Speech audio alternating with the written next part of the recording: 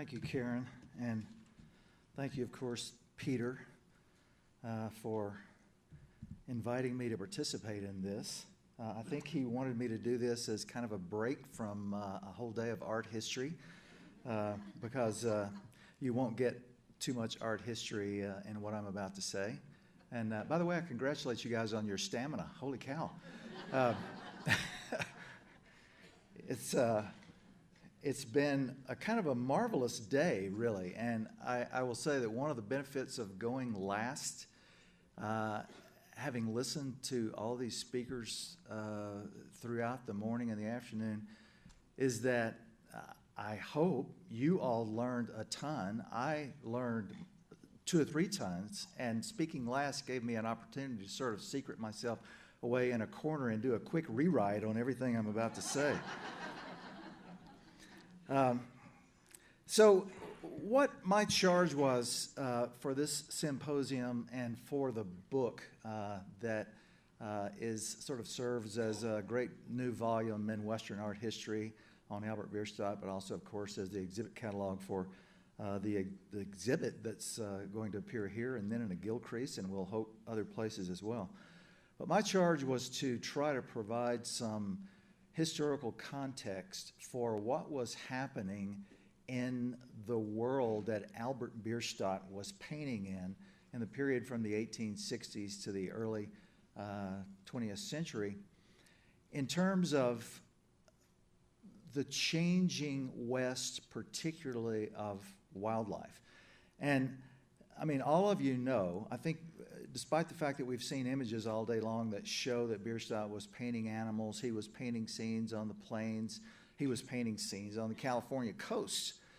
What we all tend to think of him as, I think, sort of automatically, is a painter of the Rocky Mountains, a painter of mountain scenes, and probably Yosemite.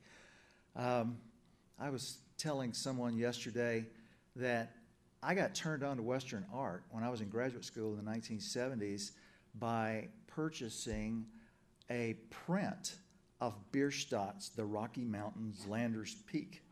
And I not only had that up in my apartment when I was working on a PhD, it's in my garage in New Mexico right now.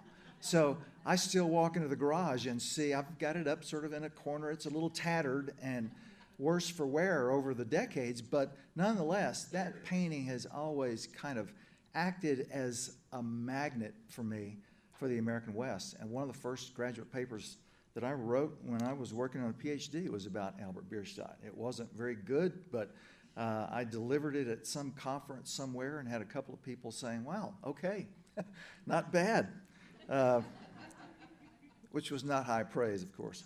So I'm going to bring to you then far less of an art history perspective than the perspective of an environmental writer who has looked at the history of this period of time in the late 19th and early 20th centuries. And I certainly developed, I think, a particular perspective on that when I wrote American Serengeti a couple of years ago.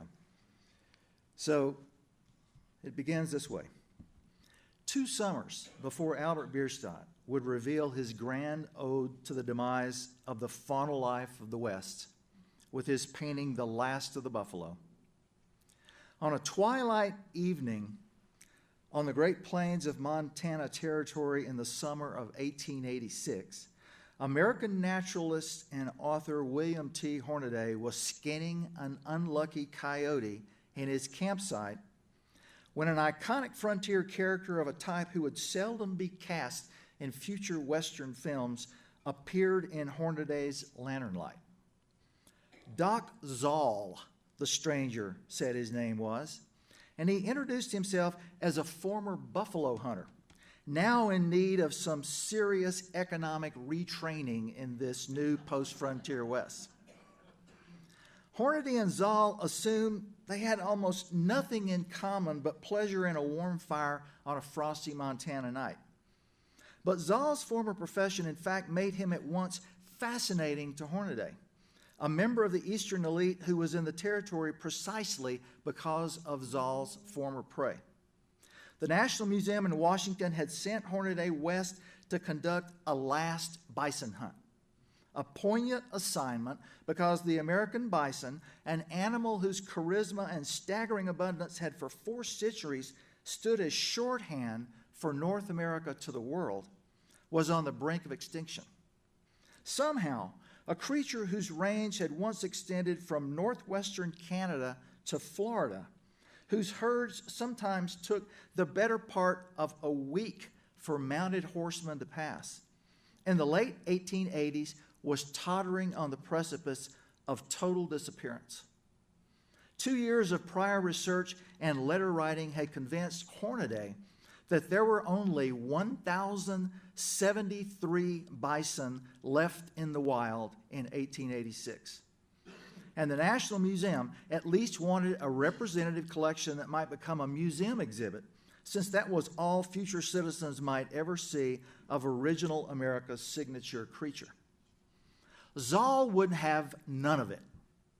In the history of American wildlife, Zoll, in effect, represented one of the judge's gang of scalp hunters stepping off the pages of Cormac McCarthy's Blood Meridian, if you know that book. He had participated in the most pathetic industrial extractive economy of them all, the remorseless slaughter of living animals for a weekly wage that had kept him going for barely a year or two. And he was entirely nonchalant about it. But deep down inside, Zoll must have had a conscience, because he reacted to Hornaday's presence in Montana by insisting there was no way all the buffalo were gone. Why, just a few years earlier, he thought it was 1883. He'd watched a herd of 50,000 cross the Yellowstone River on its way to Canada. Zoll figured they were still up there, would soon enough be back, and the hunt would resume. So think about that for a second. A buffalo hunter who had participated in the slaughter is convinced that the animals have just gone to Canada. That's what we told ourselves about passenger pigeons, by the way. They all flew to Australia. In fact, Hornaday knew about that herd, and his research had revealed its true fate. It had not even gotten to the Canadian border, his informants had told him, before American hide hunters, Métis cart caravans streaming southward, and assorted local tribes and homesteaders had slaughtered every last animal. In the history of buffalo hunting, in that entirely unregulated market free-for-all that had been underway since the 1820s, which had first shrunk the herds to the core of the plains, then wiped them out in the grasslands of Kansas, then in the canyons, badlands, and state plains of West Texas, to flare in one last blood-spattered flourish on the northern plains of Montana, this 1883 erasure of a final herd of 50,000 truly was the last buffalo hunt. The territory's Blackfeet people, who were used to taking 20 to 40,000 bison a year for subsistence, but also for robes for the market economy, provided a kind of last hunt coda. They had returned from the plains in 1883 with all of 6 animals. The last buffalo hunt, or alternately the last of the buffalo, became for certain kind of Americans a phrase that defined the late 1880s the way the roaring 20s or the age of ecology would define later decades. And the truth was that it had a far larger meaning than a literal reading gave it. There were, of course, variations about how the phrase applied to reality. For the Kiowa, old lady horse, it was a vision of Mount Scott in the Wichita Mountains of Oklahoma, opening up to swallow the last bison back into the very bowels of the earth. For the Cheyenne healer, buffalo coming out. In the early years of the 1890s ghost dance, the phrase of the age took a starker form. None of his ceremonies could make bison reemerge from the ground to overspread the plains again. But for a West Texas cowboy named George Wolforth, it was about riding his horse up an escarpment trail onto the horizontal flats of the Llano Estacado on a foggy morning in 1884. As the fog burned away, only bands of pronghorns and mustangs emerged to dot the distant prairie.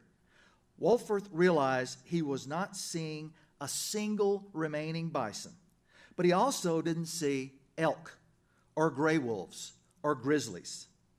His was an epiphany of that larger ending that I referred to a second ago. So let's see if I can make things work here. This was something like what Wolforth saw in 1884, and only this. Hornady's party got its 20 to 30 specimens for the National Museum, and Hornady returned to the East to work on the first major book dedicated to telling the bison story, Extermination of the American Bison, with a sketch of its discovery and life history, which came out in 1889, the same year that Bierstadt finished The Last of the Buffalo. But first, the naturalist and budding conservationist got into print an initial version of his own The Last Buffalo Hunt, which appeared in Cosmopolitan magazine in 1887 and in serial form in newspapers across the United States. So I'm going to continue with a tradition that we've all been honoring.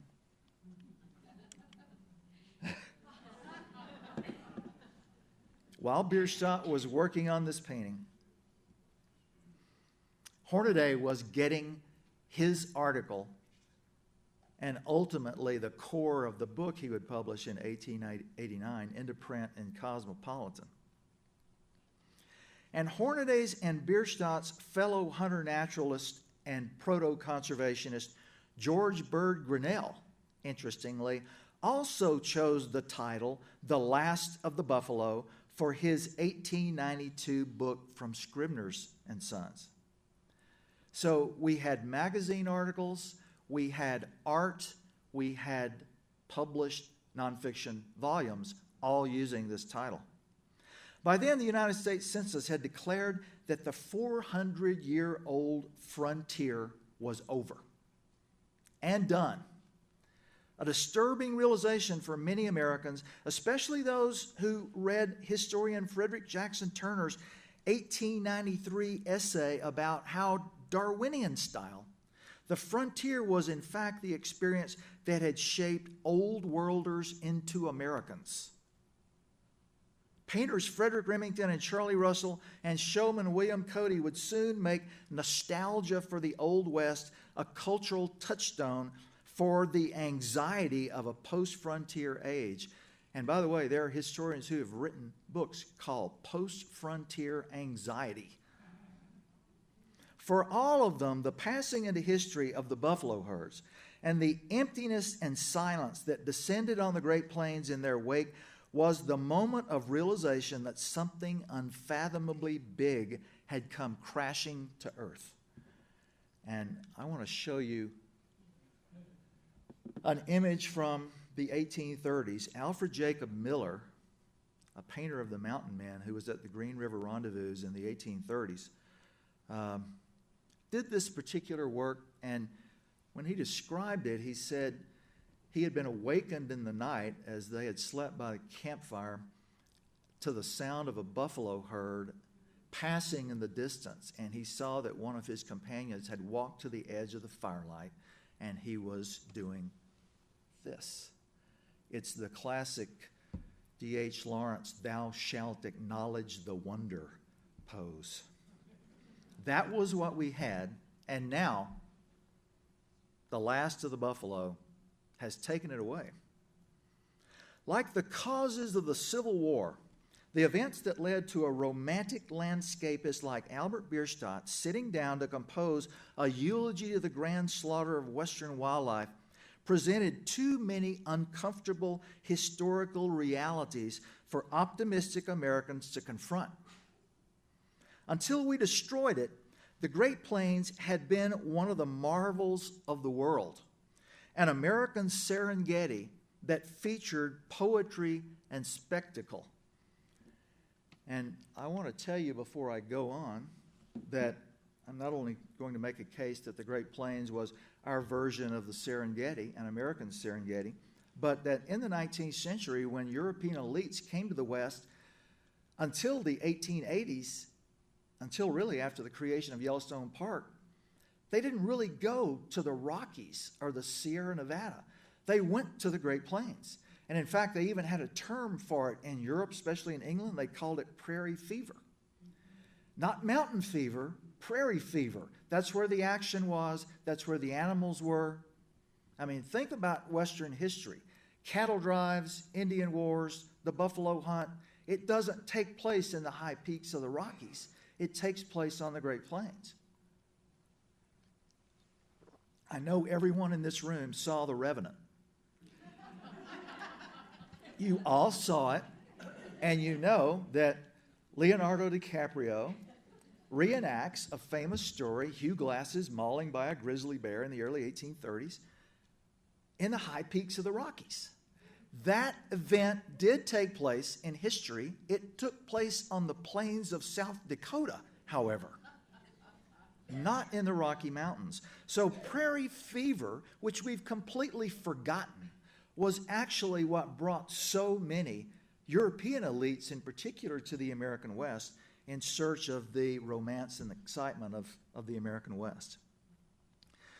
So this American Serengeti, as I said, featured the poetry and spectacle of thronging bison playing the role of thronging African wildebeest, of pronghorns assuming the role of antelopes and gazelles, of stallion bands of wild horses functioning ecologically much like wild bands of zebras, of gray and red wolves filling the niche of wild dogs in Africa, of coyotes doing an almost exact impression of jackals. And while Africa had retained its lions and its elephants, its hyenas and its cheetahs, all of which we had lost, of course, in the Pleistocene extinctions 10,000 years ago, the historic American Serengeti had another king of beasts, the grizzly, which played a godlike, lion-like role on the Great Plains. The uneasy truth, though, was that in United States hands, this 10,000-year-old American Serengeti had become the scene of a slaughterhouse. In the years from the 1820s to the 1920s, this single American region experienced the largest wholesale destruction of animal life discoverable in modern history. Just so you catch that, I'm going to repeat it. From the 1820s to the 1920s, this single American region experienced the largest wholesale destruction of animal life discoverable in modern history. Who can blame Americans of the age if they preferred to look the other way and then not think too hard or too critically about why it had happened? The largest biomass of animal life on the plains, as we all know, took the form of bison, which in times of favorably wet climate swings reached as many as 25 or 30 million. There possibly could have been 60 million bison across the entire expanse of North America at certain times, and there were conditions when bison spread out of the Great Plains and got all the way to the eastern seaboard. They didn't get all the way to the Yosemite, but they certainly did get out into present-day Utah and Idaho and maybe even into the Oregon desert. But on the Great Plains, the carrying capacity of bison was only between 20 and 30 million animals, and so our long ago tossed out into the ether figure of 60 million is certainly way, way too large. They could certainly fill the prairies to the horizons for days on end, though. But by the time of Bierstadt's painting, barely more than 1,000 of them remained. And you see here a scene, of course, of how it happened. That outright eradication, though, and this is one of the things I think I'm going to be able to tell you, or at least if you haven't thought about it in a while, remind you. I think there may be 2 or 3 things I can tell you here you might not have heard before. The outright eradication of these animals hadn't just been confined to bison, though. Usually the only plains animal whose fate history has engaged. Pronghorn antelope numbers at one time had rivaled those of bison. In 1820, there were probably 15 million pronghorn antelope across the West, which had a wider range than bison did. Their range stretched all the way out into the arid parts of California.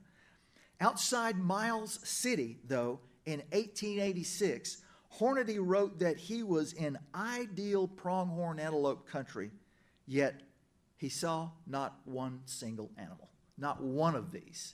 And he was there for most of the summer and pounding the turf looking for these last bison who were extremely wary and hard to run down. With bison disappearing, market hunters had turned their guns on everything else that walked on the plains, and pronghorns were among the first to go. They were able to sell their hides for about a quarter to 50 cents apiece. And there was one hide hunter in California who is believed to have killed about 15,000 of them during a drought as they congregated around a water hole. He just shot them down as long as he could. And as some of you know, pronghorns, having evolved on the Great Plains, didn't evolve an ability to jump over things. And so when we started putting barbed wire fences across the plains, since pronghorns migrate in front of weather, they piled up against barbed wire fences and froze to death in blizzards. So pronghorns are going to disappear. We get them down to about 13,000 animals by the first of the 20th century from 15 million. Because of the foraging possibilities so many millions of bison had offered, grizzly bears' primary range in the West had long been the Great Plains, where they roamed from Texas and Kansas to the Dakotas. By the 20th century, though, a continental population of 100,000 grizzlies, we think probably 50,000 of them in the lower 48, was down to a few hundred scattered remaining bears, none of them left on the Great Plains. And in American Serengeti, I tell the stories, as I do of quite a number of these animals, including wolves, of the last few animals that were caught out on the plains and killed the way this one was in the Dakotas in the 1870s. So what happened to the grizzlies? Well, like so many of these plains animals that were able to do so, they fled to the mountains. They fled for safety. I mean, if you ever read the Lewis and Clark expedition accounts, you know that they dreaded crossing the Rockies because they knew there was going to be no game there. And they couldn't wait to get back to the plains where all the wildlife was. Now in the late 19th century, we're driving the animals that are left into the Rockies. Surviving elk, a large deer whose herds had once ranged into Oklahoma, Kansas, Iowa, and Minnesota. Some of them had gotten into Kentucky. Also ended up seeking refuge in the mountains, as did all those bighorn sheep that were roaming the badlands of the northern plains when John James Audubon made his expedition up the Missouri River in 1843. Those sheep were all killed off on the plains by 1906. Then there was the dominant predator, the surgical knife of Western ecology, the gray wolf. For 20,000 years, somewhere between 250,000 and 500,000 gray wolves had been the keystone predators on the Great Plains. But state and territorial bounties, and I'll offer you an example from a place I lived for 22 years. In its territorial phase, Montana was devoting 2/3 of its budget to paying bounties on wolves and coyotes. That led to wolf hunters armed with strychnine baits scattering out across Montana. And in the beginning, when those bounties first went into effect in the 1880s, they were bountying as many as 23,000 to 25,000 wolves a year. I mean, think of that. 23,000 to 25,000 wolves a year in 1888, 1889. By the 1920s, just 30 years later, salaried federal hunters trapped and poisoned the final few scattered lobos in the West, whose numbers had plummeted so dramatically that Montana bounty hunters were able to bring in only 17 in 1920. And then we turned our focus on the national parks, and by 1926, we had eliminated gray wolves in both Yellowstone and in Glacier. I won't tell you the full story of that. If you're interested in it, you can read about it in American Serengeti, and I also talk about it in Coyote America, because one of the interesting things about coyotes is that the same time that those bounty hunters in Montana were taking 25,000 gray wolves, they were taking 30,000 coyotes. This is in the 1880s. By 1920, when Montana bounties only 17 gray wolves, the number of coyotes bounded 30,000. Still 30,000. And so the story of how coyotes survive this when everything else is disappearing becomes one of the great mysteries of the early 20th century West. It leads Ernest Thompson Seton, in fact, to write an article in Century magazine, an allegory, trying to explain why coyotes survive and all these other animals don't. So the 1920s, which is the last decade I'm talking about here, that was the same decade that also marked the end of the last wild horses out on the Great Plains. Now, I don't know if you know this story. Oh, I should have showed you that while I was still talking about wolves. This is from Wyoming, by the way. Very famous image from Wyoming. So let's turn to this story. Wild horses, I mean, you all know the difficulties we're having with wild horses in the Great Basin today. That's largely because the Great Basin was not where horses evolved. Horses evolved in North America 57 million years ago, and they were still here down to the Pleistocene extinctions. We think they survived as long as down to 8,000 years ago. At times, horses were the largest biomass of grazing animals in the American West 10, 15,000 years ago. Then, strangely enough, having migrated across the Bering Land Bridge and having gotten into Asia and Africa and Europe, they disappeared in North America. So when we brought them back 500 years ago, and they got loose in places like Santa Fe from the Pueblo Revolt of 1680, when the Pueblo Indians drove the Spaniards out of Santa Fe, captured all their livestock herds, traded all the goats and sheep to the Navajos, which is how the Navajos became a herding people, and then traded horses that ended up going all the way up the Rockies into the plains of Canada. Those horses, some of them, also got loose and went wild on the Great Plains.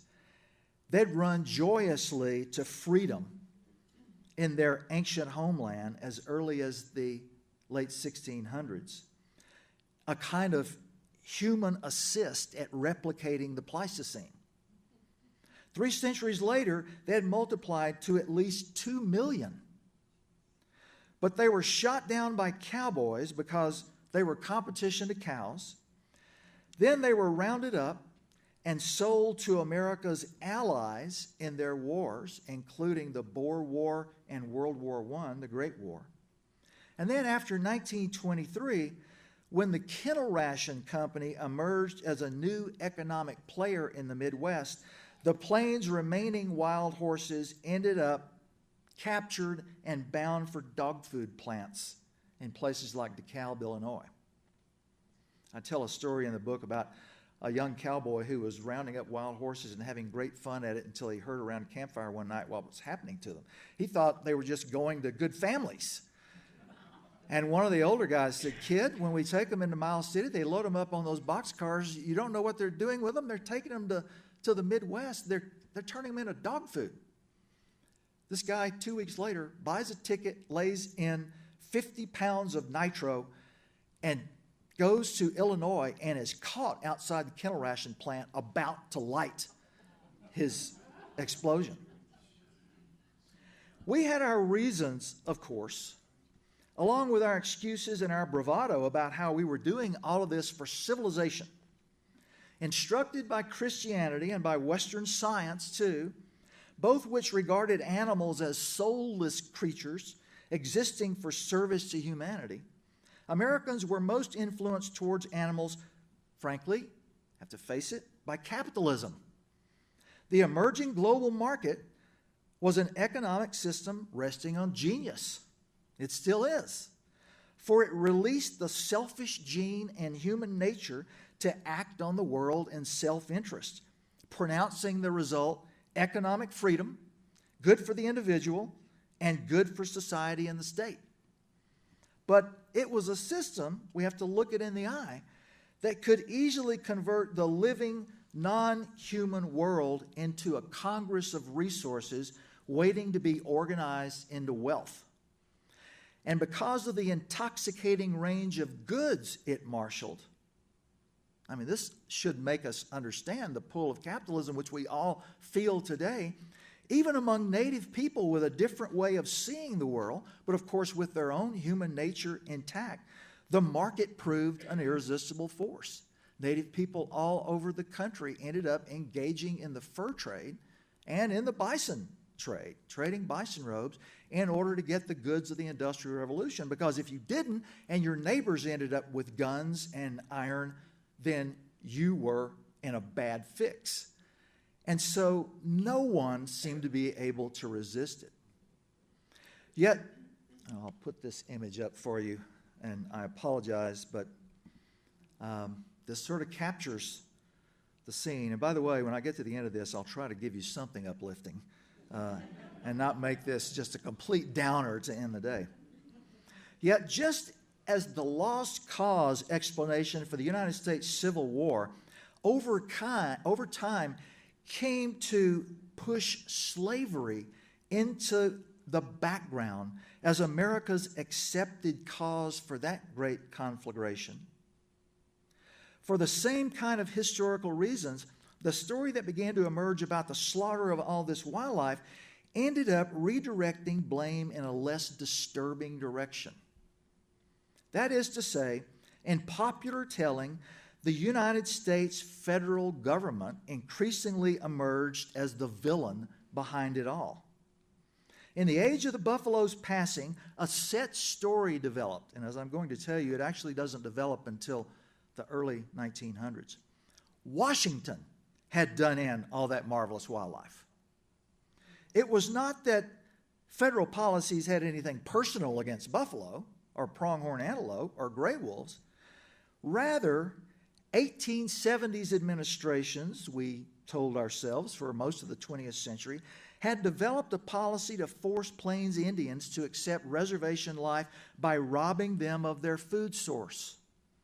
That had meant a secretly conducted war to destroy Great Plains wildlife. It's the first great doozy of a conspiracy theory in Western history.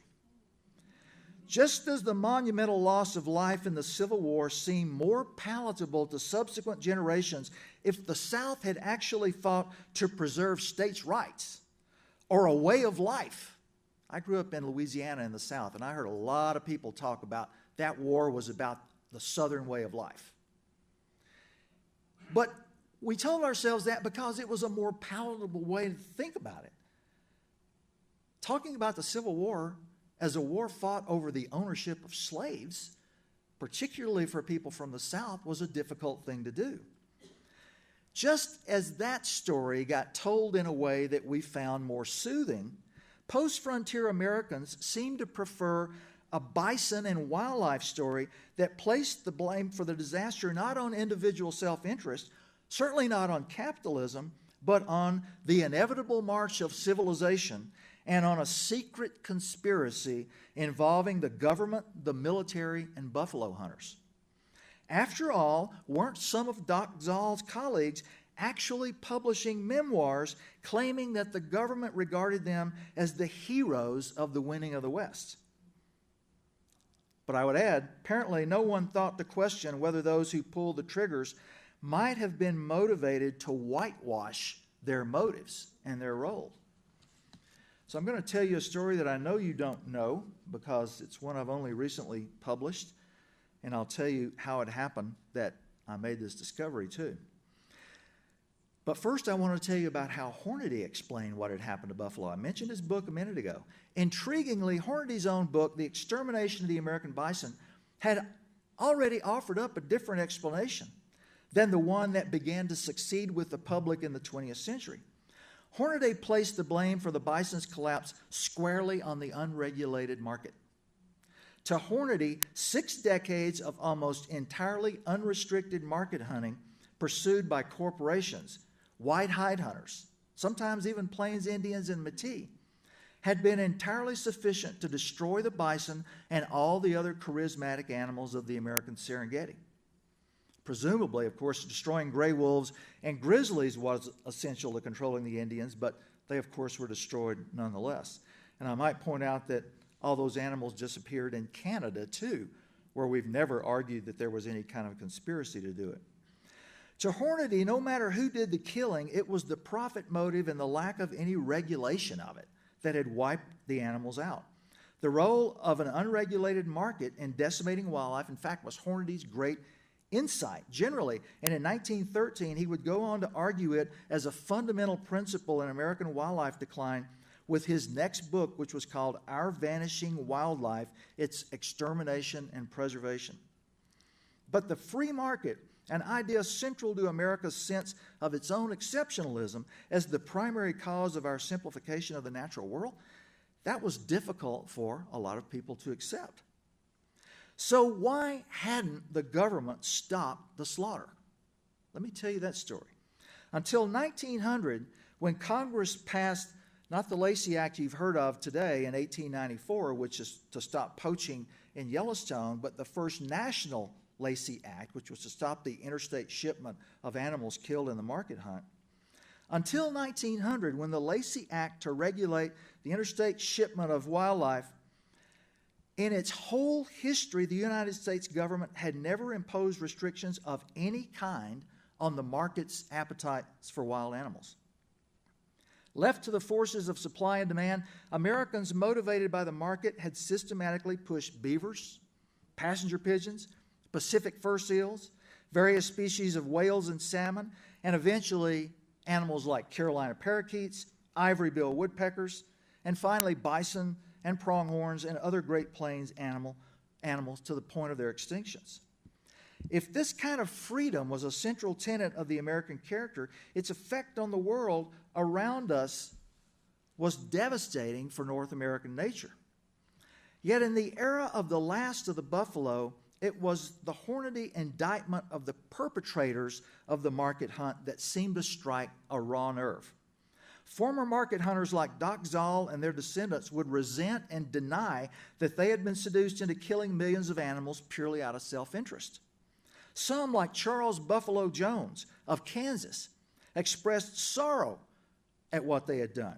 Buffalo Jones sought atonement by rescuing some of the last of the buffalo remaining on the plains and eventually getting a job working as a ranger in Yellowstone National Park. In other cases, though, a burgeoning conservation movement moved the descendants of some of the West's last market hunters to destroy all records of their ancestors' complicity in the great wildlife slaughter. But others were more combative. Texans John Cook and J. Wright Moore publicly and angrily defended their roles in the buffalo and wildlife slaughter. And this was happening during the age of conservation, the time when Teddy Roosevelt is setting up the first wildlife refuges in the country, the National Forest. We're only a decade away from getting a National Park Service. So it's a progressive conservation age. But according to J. Wright Moore, who frequently led parades in his home state of Texas celebrating the passing of the frontier and who scoffed at conservationists who mourned the loss of the bison, according to him, any one of the many families killed and homes destroyed by the Indians would have been worth more to Texas and civilization than all the millions of buffalo that ever roamed from the Pecos River to the Platte. And that was that. It was, however, the former hide hunter John Cook's 1907 memoir, The Border and the Buffalo, that seemed to win the day with a far more palatable explanation for what had happened to all those animals. In Cook's telling, far from being villains in a wildlife morality tale, hide hunters like himself were actually national heroes. men deserving of official thanks and medals of honor. And boy, did he ever have an ace of spades in his back pocket. And so let me tell you about one of the most famous quotes in the history of the West. It was supposedly delivered by Philip Sheridan to the Texas legislature in 1876 when Texas was considering a bill to outlaw the hunting of buffalo in its western regions. And Philip Sheridan, you've probably seen this quote because it appears, not only appears probably in 100 books, maybe more than that, but you can buy T-shirts online with this quote on it. Philip Sheridan on the front and the quote on the back. And the quote is this one. He basically says, supposedly, and I'm using that advisedly as I'll describe for you in a second. He supposedly says, in a speech sort of like George Armstrong Patton's speech with the American flag behind you, you need to let these hide hunters kill, skin, and slaughter buffalo until there are none left. Because if you do that, we will be confronted with a West that will be the home of the festive cowboy and the speckled cow. And we will not have to worry about all these animals and all these Indians anymore. In fact, he said, you shouldn't be castigating these hide hunters. You should give them a medal showing a dead buffalo on one side and a discouraged Plains Indian on the other. That quote, as I said, you can go online and buy yourself a T-shirt that has that quote on it. So I was a little suspicious because of that quote, because my first job was in Texas, and I got my PhD in Texas. And Texas didn't seem to be a national leader when I looked at Texas history in anything involving conservation. And so the fact that this story was associated with Texas kind of made me a little suspicious. But at the University of Montana, I had a graduate student who was doing a master's degree. And he was not only a member, he was one of the officers of the Buffalo Field Foundation, which, of course, operates here around Yellowstone National Park. And he was outraged by this quote and said, I want to write a master's thesis about this. And I said, I think it's a great idea. Why don't I buy you a ticket over spring break? You've got a week to go down to Austin, go down to the papers of the Texas legislature. You can look through all the newspapers in 1876, and let's see what all else you can find about this quote and what else Philip Sheridan says. So he comes back a week later after ransacking the archives with the help of an archivist in the LBJ library. And I said, well, Dan, his name's Dan. I said, so how did you do the research? You've got the smoking gun to write your thesis. He said, well, it looks like the Texas legislature actually never did consider a bill to outlaw the hide hunt in Texas. And not only that, Philip Sheridan never came to Austin and testified before the legislature. So we look back at the memoir. I knew that the first mention of this I had ever seen was in this book, in John Cook's book. And I looked back at it more closely and I realized before he introduces this story where he basically quotes Sheridan, he provides himself with a caveat. He says, it is said on the frontier that, and goes on to describe this. Now, what happened with this, of course, is that in the 20th century, it was mostly journalists who were writing the story of what happened to buffalo. And they didn't think to go to Austin and actually look and see what Sheridan had said or whether he had ever appeared or whether there had ever been a law that was being considered. They just took this memoirist line for granted that it was the truth. So we've got book after book after book on what happened to buffalo repeating this story. So I called on a friend of mine who worked in the National Archives, and I said, so this is what I've found. His name was William Doback, and he had engaged in a sort of famous back and forth debate in the journal, the Western Historical Quarterly, about whether the military had ever helped to kill buffalo. And Doback had really sort of won that debate because he argued, no, we couldn't find any evidence that the old story that the military gave buffalo hunters free ammunition, that the military shot animals themselves. He said that I can't find any evidence for that. And so I asked him while he was working at the National Archives to take a look at Sheridan's records. And so what we actually discovered was General Philip Sheridan had, in the late 1870s, not only not appeared in Austin to argue against the bill, he had sent a widely shared telegram from the West to the United States War Department, a telegram that's long since been lost in the National Archives, and you can see the citation for it in the footnotes of my chapter in the volume here, the Bierstadt volume. And Philip Sheridan sent this telegram seeking an immediate halt to the market slaughter of bison on the Great Plains because, he said, this slaughter is leaving Indians destitute. Sheridan actually spent his last years working in Yellowstone National Park, trying to stop the poaching of bison and other wildlife in the park. And yet, he has sort of functioned for more than a century now as the face of this, what I'm convinced is a bogus story. Anyway, invoking a secret conspiracy, as we all know, especially a government-organized secret conspiracy, has been a stroke of genius more than once in carrying off a historical argument. For most of the ensuing 20th century, this government-military conspiracy for what happened to the West wild animals won America's hearts and minds. But in the era of the last of the buffalo, what looks closer to the reality is that government officials actually quite publicly struggled with the question of wildlife and the market hunt in the West. Members of both political parties in Gilded Age America were advocates, though, of letting higher natural laws, the laws of the market, prevail without interference. Both Republicans and Democrats thought that. You need to let the market work, they said. This is God's way. It works with natural law. It was true that the issue of Western wildlife did have a fellow traveler in the complicated matter of Indian policy. And of course, you can find plenty of people, Carl Schurz, the first Secretary of the Interior, who will say things. He doesn't testify, but he says for a newspaper reporter that he would be perfectly content to let the hide hunters kill all the buffalo.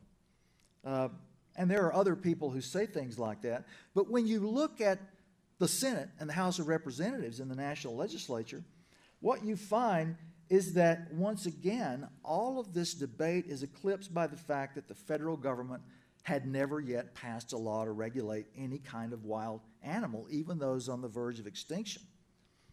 Government leaders did debate the issue, though. In 1872, Cornelius Cole of California tried to get Congress to consider his bill to protect from indiscriminate slaughter and extermination the full suite of animals on the Great Plains. It drew almost no support in Congress.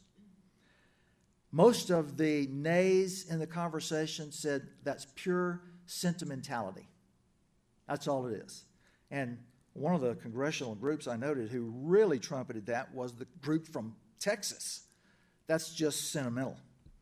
Then in 1874, Illinois Republican Greenberg Fort introduced a bill in the House of Representatives to make it unlawful for any non-Indian to kill any female buffalo of any age in the Western Territories. By designating female buffalo, Fort's bill apparently had preservation of the species in mind as opposed to outlawing the hunt entirely.